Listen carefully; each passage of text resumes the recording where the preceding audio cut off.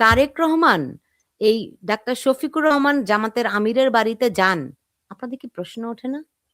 এই যেই মানুষরা তাদের বিএনপি সমর্থক নন কিংবা একেবারে সুইং ভোটার, তারা পর্যন্ত যখন বিএনপিকে ভোট দেয়, আর সেই বিএনপি যখন জামাতের আমিরের বাড়িতে ফুলের তোড়া নিয়ে যান, এটার মধ্যে কি ইঙ্গিত?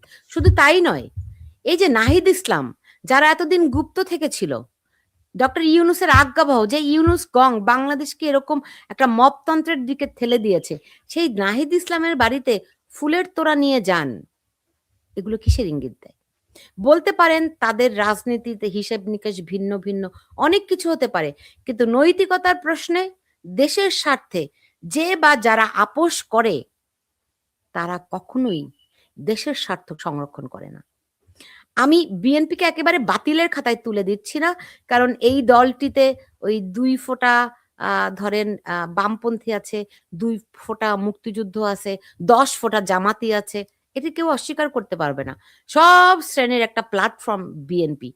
ফলে কিছু, কিছু তো তাদের আছেই, কিন্তু সেই কিছুটা দেখে আমরা যদি বিভ্রান্ত হই, তাহলে আরেকটি বড় খাদে পড়ছি কিনা